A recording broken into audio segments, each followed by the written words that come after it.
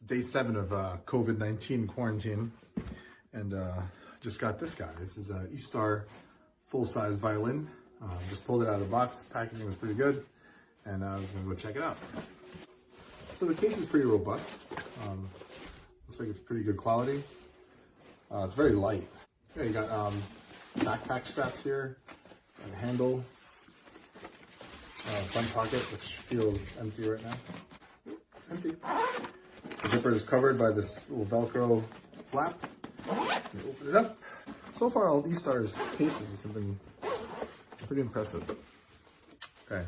Wow, that's cool. A little scary at first, but that's it right there.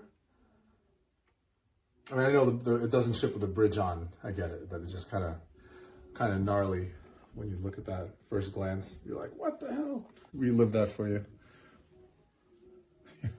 I mean, it looks broken at first. It's not. It's just, you know, the way it comes. But anyway, so let's see what we got going on here. So I'll do this little Velcro thing. Pull this guy out. All right. Now, I'm not a violin player at all. I did play violin as a kid. It was my first instrument. But I certainly don't consider myself a violinist by any stretch. I do have a few students who are violin players, who I would have loved to have give this a go. But sadly, COVID-19, not going to be seeing them for several weeks, I'm sure. So I can't have them test this. But you know, I've been an owner of stringed instruments for years, and I'm sure I can come up with something. Okay, so we got that. I think that's pretty common, having a little bit of a tilt in the bridge. So it kind of comes pre-slotted. It's a little messy. I don't know what happened here. There's grooves and notches, but it seems like, I don't know, not the best bridge. I'd expect this to be a little bit cleaner and a little bit, not cleaner, like, I don't really care that it's, you know, darker there, but I'd expect it to be much cleaner of a cut, of a routing. Let's see. Ooh, extra strings, tuner, and extra little shoulder rest, rosin. All right, so yeah, and of course the bow. We'll take a look at that in a hot second. Okay, sounds nice. That's not going to work. Listen up all these bad boys. I had my childhood violin in my school. I didn't know I was going to be doing this review until. And I'm not tuning it yet. I'm just putting some tension down on it, just so the bridge doesn't fall off. Okay, the machines look pretty cool. All right, leave them halfway so you can tune a little bit. Yeah, I mean, it's sculpted well.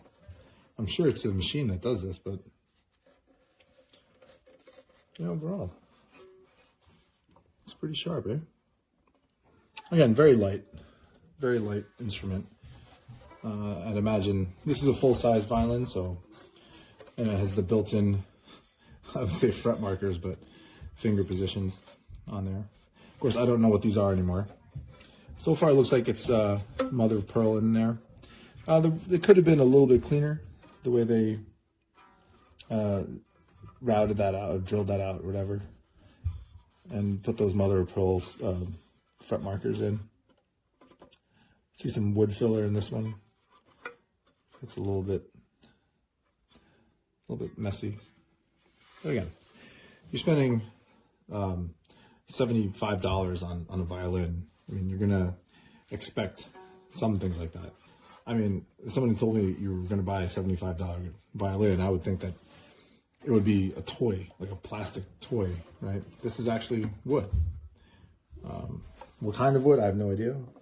But, I mean, it's legit violin. So, all right, let's give this a shot. Oh yeah, let's take a look at the bow. Now, I do know a decent bow when I see one. I've had to buy a few bass bows for school a couple of times, and I've used bass bows as a classical percussion major. We needed bass bows here and there for making for bowed cymbals, bowed vibraphones, and things like that. So yeah, even for that stuff, you wanted a good quality bow. All right, so it's not really the wooden part that concerns me. It's the hairs. Now, I'm pretty sure this is not authentic horsehair, right? That would cost a ton, but well, it's pretty nice. I mean, it looks like it's a zebra wood kind of finish. You can see the drilling or the sanding machine a little bit, but you can see that it's got a little bit of like teeth marks there. That looks cool. It's either rosewood or some type of zebra wood. I don't know what this bow is made of, but overall, the frog looks pretty cool. You got the mother of pearl thing. That's centered pretty nice, but there is some gaps between the wood and the mother of pearl or plastic. I don't really know what it is. That's nice and flush. It's nice and flush. All right. All this stuff looks pretty much on point. Finish blemish here. Finish blemish there. You see some of the glue kind of spilling out. Now let's give this a little tighten. See how this works. All right. It's getting tight. Good, good. I'm not going to go too far with it. Yeah. I mean, it'll work for sure. All right, so I did find a second bridge. This one looks to be a little bit lower. Never mind. I think it's the same height, but it's an extra one. This one is much better. It's not that much nicer and cleaner. So this is what I would expect out of both of them. But I'm glad there's two of them. So just in case, right? All right. So let's take a look at this rosin. I am not a rosin expert, of course, but the rosins I've come across that have spent good money on for bass bows was not as clear as this. It's always been darker, much more amber color. There's already sort of like an internal crack in there. Designed in Italian. It's designed in Italian. Good. All right, so the first rosinings take forever. Oh, that's really chipping off. Damn. Combination of heat, just friction in general, will slowly pulverize that sap. All right, so that was a bit of a pain in the ass, tuning this thing, as I remember. But yeah, the fine tuners work pretty well. Yeah, the tuning machines are fine too. I mean, it's just, yeah, violins are not machine heads. They're, these are all friction based, so you got to turn it and then jam it in there. But yeah, pretty close. Open fits. Okay, see if I remember this. Oh my god! Oh, rosining it was totally fine. But anyway, I have no idea what I'm doing.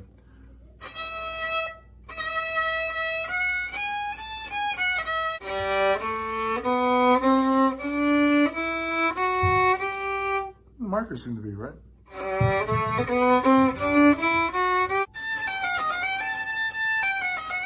Sounds like a bagpipe.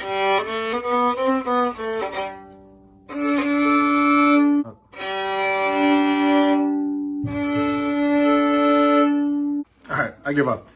I mean, it makes sound. It sounds like a violin. It sounds like a guy who doesn't know how to play a violin is playing a violin, so I guess it sounds pretty accurate. But yeah, overall, yeah, pretty impressed with it. It's solid instrument. Wood. Appears to be a rosewood fretboard. Sorry, I'm using guitar terms here. Yeah, overall not bad. Not bad, Eastar. Really solid. So definitely check this out if you need a quick replacement for an instrument. This is definitely one that you can pull off, as a backup if you're a middle school, high school kid. If you're just starting on your own, you just want to be a hobbyist. I mean, I can't play this thing. I'm a trained musician. I don't know how to play this thing. This is absolutely where I would start if I wanted to relearn this instrument. But anyway, so that's that Eastar full-size violin.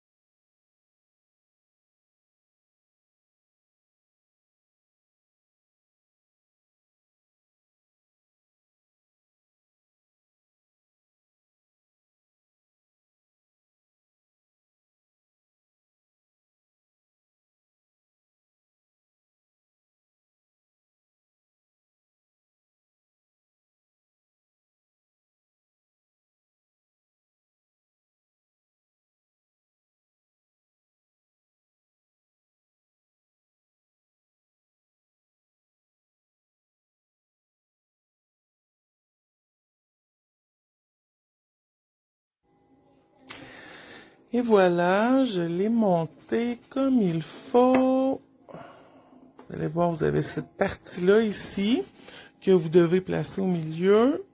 Ici, on ajuste par ici seulement quand on est sûr d'avoir les bonnes notes avec nos embouts ici, là, quand on les a tendus. Donc, cette bidule-là sert à le régler. Quand il n'y a pas de bruit, il est à 0. Puis quand vous faites du bruit, il va remonter. Ou redescendre dans les aigus. Juste... c'est difficile, là, parce que je suis pas à la bonne place. Comme ça. Assurez-vous, quand vous allez monter vos cordes, que cette... je sais pas c'est quoi le nom scientifique pour ça, là, scientifique du violon, que vos bouts ici, où vos cordes sont, ils soient bien rentrés à l'extrémité, dans l'autre trou. Parce que sinon, vous allez faire comme moi, vous allez faire péter vos cordes par accident. Vous avez ici le colophane qui sert, dans le fond, à bien graisser votre arche, qui, elle, doit aussi être bien tendue. Donc, en position pour jouer, l'arche doit... On doit la tendre par le bout qu'il y a ici, de façon à ce que les doigts passent pas au travers. Mais là, ça dépend de la personne, ça dépend du bois. Puis en position repos, mais c'est sûr qu'on va la lousser un petit peu avant d'aller l'installer dans le caisse. Donc, si vous avez bien fait tout ce que je vous ai dit, avant de l'utiliser, vous avez bien graissé votre arche de cette façon-là, parce que là, l'arche, elle est complètement neuve. Si vous l'avez bien graissé et poli, regardez ici, là, quand vous allez le recevoir, ça, il va être complètement luisant comme ici, ok? Fait qu'il faut le polir jusqu'à temps qu'il y ait une surface lisse qui a disparu. Donc, vous l'installez sur vous comme ça, puis là, on polit comme ça. Tout le long de la corde. OK? À la fin, on peut prendre aussi une espèce de linge microfibre pour aller s'assurer que on est bien poli, pour être sûr que le colophane est passé au travers. C'est sûr que il va y avoir une petite poudre qui va se déposer sur votre violon. Je vais vous montrer, avant de vous montrer le son, là, je vais vous montrer quelque chose. Ici, c'est pour le menton. Moi, je l'ai enlevé là, pour l'instant. Ça, ici, c'est pour votre épaule, pour accoter votre violon, pour éviter que il bouge d'un bord puis de l'autre. OK? Un petit coussin. Là, ici, dans la boîte cachée, il y a un autre gadget là, pour ajuster les cordes au centre, comme ici. Puis, il y avait aussi des cordes supplémentaires. Tout un set au complet. Moi, j'en ai déjà pris 2 parce que je l'ai brisé. Ici, c'est l'endroit où vous allez installer votre arche. Ce qui est bien le fun, c'est qu'il y a des petits crochets là, pour vraiment la retenir. Puis, elle se glisse dans le trou qu'il y a ici. C'est vraiment une super belle valise. Franchement, là. Puis, c'est ça, là, moi, je suis en train d'apprendre comment fonctionne ce gadget-là, mais j'imagine que je dois aller chercher des notes en m'en servant, là. Je suis même pas sûre exactement où est-ce que je dois le faire, mais je vais étudier la chose. Donc, si vous avez bien graissé avec le colophane votre violon, ceux qui ont essayé avant comme moi puis qui connaissent pas le violon se sont bien rendus compte qu'il n'y avait aucun son qui sortait. Fait que si